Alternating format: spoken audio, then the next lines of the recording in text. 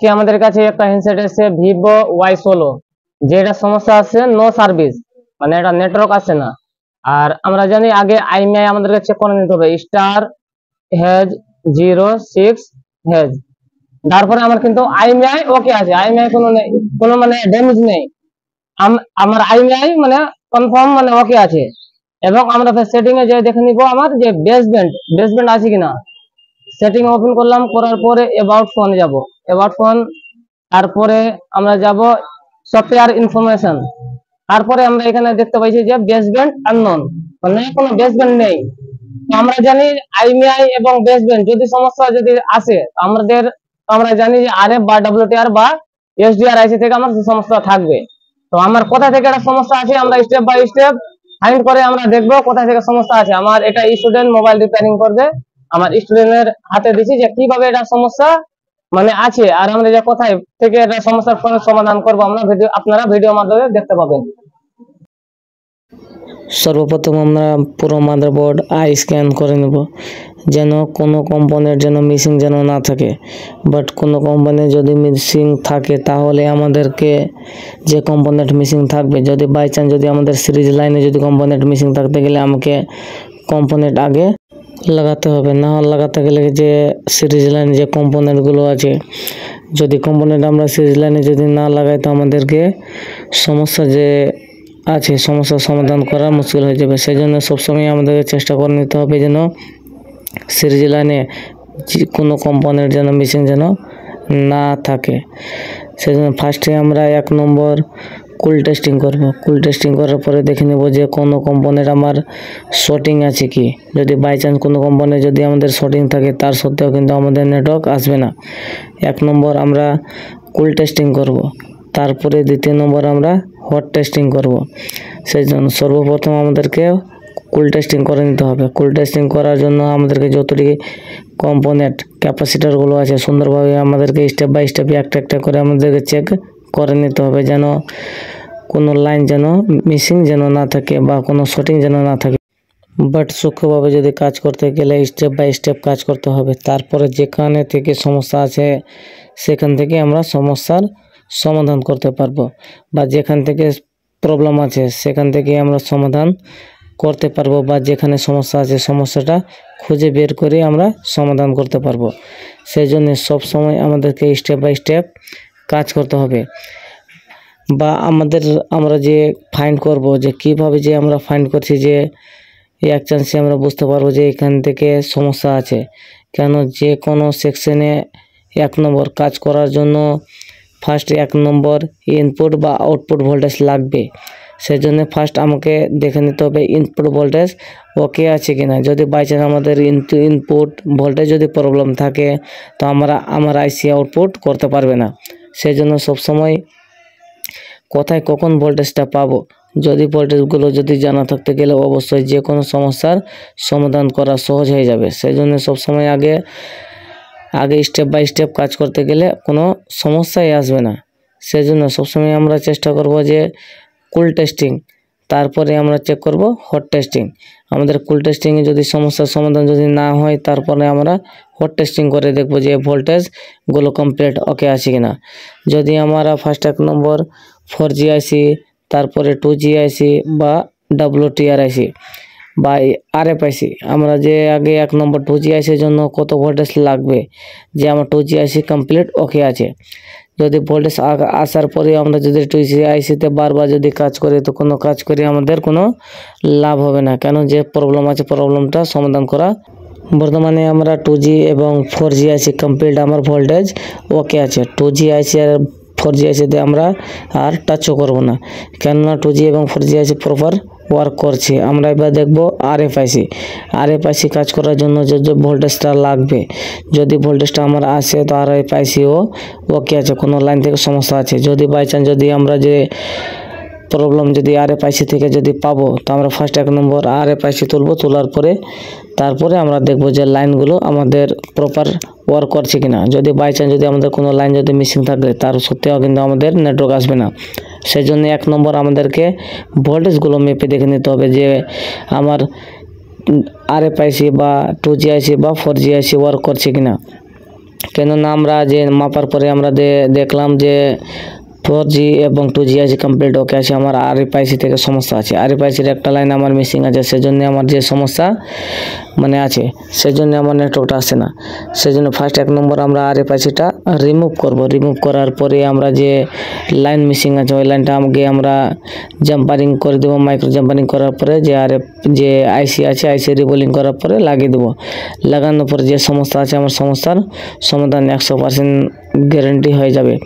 সেজন্য সবসময় আগে কাজ করার আগে লাইনের বিষয় আগে জানতে হবে, যে আমার কখন ভোল্টেজটা আমি পাবো যে আমার আইসি ভালো আছে, বা কখন ভোল্টেজটা আমি পাবো না, বা কোন লাইনে কত ভোল্টেজ আসবে আমার কখন বা কোন টাইমে আমার আসবে, এগুলো বিষয় জানার জন্য আমার কাছে আসতে পারেন ছায়াবাণী সিনেমা হলের পাশে Dildar mobile and training centre.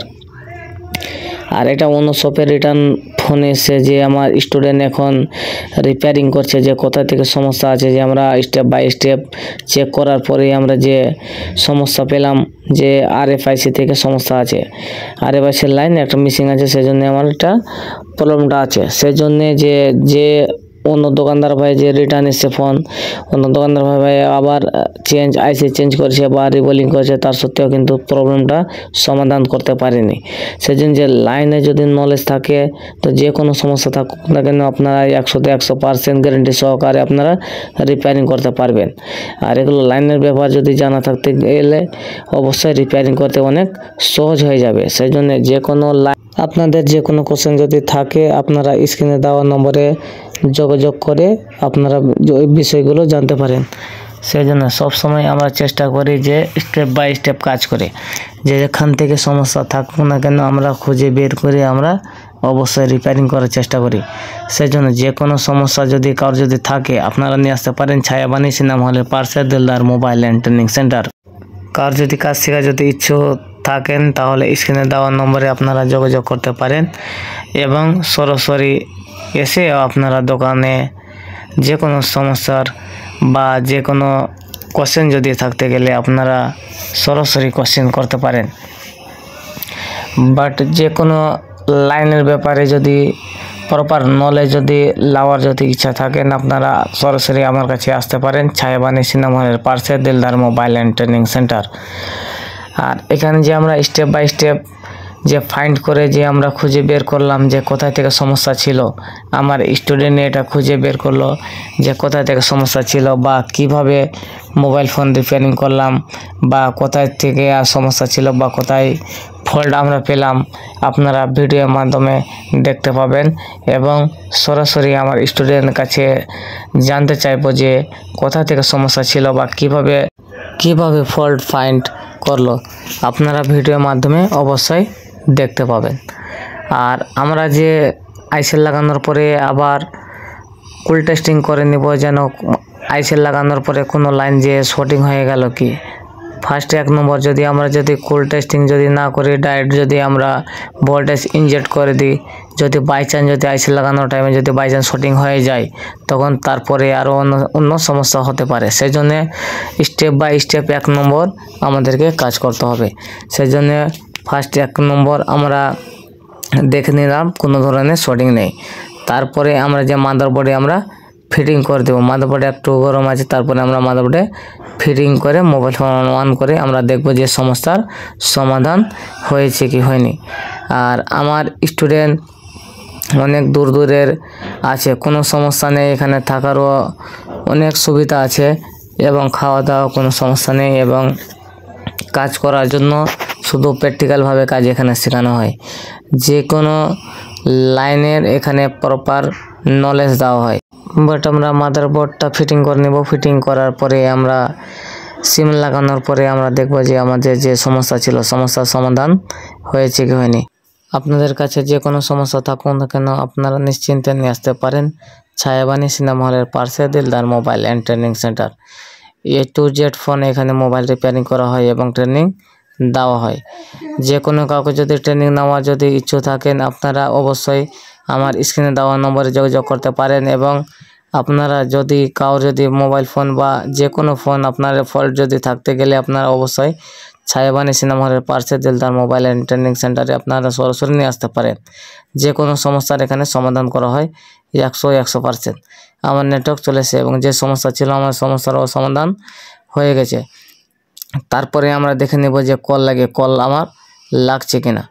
আমার যে কল লাগানোর পরে যে আমার সেকেন্ড উঠে গেছে, সেই জন্য আমাদের যে সমস্যা ছিল সমস্যার সমাধান হয়ে গেছে আমার। সেই জন্য যে কোনো সমস্যা থাকুক না কেন আপনারা নিশ্চিন্তে নিয়ে আসতে পারেন ছায়াবানি সিনেমা হলের পাশে Dildar mobile and training centre. আর যে আমার সমস্যা ছিল যে নেটওয়ার্ক আসছিল না, নেটওয়ার্ক এবং প্রপার চলে এসছে এবং আইমিআই এবং বেসব্যান্ডও চলে আসবে। কেননা যদি আইমিআই বেসব্যান্ড যদি না আসতে গেলে আমার কল এখন লাগতো না। সেই জন্য যে কোনো সমস্যা থাকুক না কেন আপনারা নিশ্চিন্তে নিয়ে আসতে পারেন ছায়াবানি সিনেমা হলের পাশে Dildar mobile and training centre. আর কারো যদি কাজ শেখার যদি ইচ্ছু থাকেন আপনারা স্ক্রিন দেওয়ার নম্বরে যোগাযোগ করতে পারেন। বাট আমরা সরাসরি স্টুডেন্টের কাছে জানতে চাইবো যে কোথা থেকে সমস্যা আজকে ছিল। আমার কাছে এসেছিল একটা হ্যান্ডসেট, যেটা সমস্যা ছিল আইএমআই ছিল, বেসমেন্ট আননোন ছিল। যে সমস্যার সমাধান আমাদের হয়ে গেছে, যে আমার স্টুডেন্ট করলো, তো কিভাবে সমস্যার সমাধান করলো আমরা স্টুডেন্টের কাছে জিজ্ঞাসা করবো। এবং বেসমেন্টটা ছিল না, যে বেসমেন্টটা আবার দেখে সেটিং এ অ্যাবাউট ফোন সফটওয়্যার ইনফরমেশন, আর যে আমার এখন বেসমেন্টটা চলে এসছে। যে আমার সমস্যা ছিল সমস্যার সমাধান হয়ে গেছে। আমার স্টুডেন্টের কাছে জিজ্ঞাসা করবো যে কোথায় থেকে সমস্যা বা কিভাবে সমস্যার সমাধান করলো, আমরা একটু জানতে চাবো। আপনার নাম কি দাদা? আমার নাম আশরাফুল হক। আপনার বাড়ি কোথায়? আমার বাড়ি মহারাজনগর, কোথায়? পুকুরিয়া থানা, বাড়ি গ্রাম মহারাজনগর। মোহননগর। আর আমাদের যে মোবাইল ফোনে এসছে, এটা কি সমস্যা ছিল মোবাইল ফোনে? এটা ছিল নেটওয়ার্ক সমস্যা, মানে আইমিআই ছিল কিন্তু বেসমেন্ট আননোন ছিল। তারপরে বেসমেন্টটা মানে ছিল না, আইমিআই ছিল। তারপরে এটা আমরা খুললাম, তো দেখলাম বোর্ডটাতে কাজ করা ছিল। তারপরে এক এক করে মানে সবকিছু পাস দেখে নিলাম, পাস সবকিছু ঠিক ছিল। তারপরে রিপেয়ারিং করলাম, স্টেপ বাই স্টেপ আগে ফাইন্ড করলাম কোথা থেকে সমস্যা আছে, তারপরে আমরা কাজ করতাম। আর এটা কাজ করলাম, কিন্তু এটা বোর্ডে অন্য দোকানদার বা কাজ করা আছে, বোর্ডে পুরো বোর্ডে হিটিং মারা আছে শুধু। তার জন্য আমরা পুরো বোর্ডটা দেখে নিলাম। তারপরে তখন দেখলাম যে সবকিছু শর্টিং টটিং নিয়ে সবকিছু ঠিক আছে। তারপরে এটা আরএফআইসি থেকে আমরা মানে একটা লাইন ব্রেক ছিল, তারপরে আরএফআইসিটা উঠালাম, দিয়ে রিবোলিং করলাম, দিয়ে আবার বসালাম, দিয়ে সমস্যার সমাধান হয়ে গেল। এই যে কাজ করলাম সমস্যার সমাধান হলো, যে অন্য দোকানদার ভাই পারেনি, সেই জন্য আমার কাছে দিয়েছিল। যে এটা সমস্যার সমাধান নিজে আপনি করলেন, করার পরে যে আপনাকে এখন কিরকম লাগছে? অনেক ভালো লাগছে। আর এখানে রিপেয়ারিং করার মানে কাজ যে শেখানো হয়, তো কিভাবে শেখানো হয়? এটা কাজ মানে ভালো শেখানো হয় কি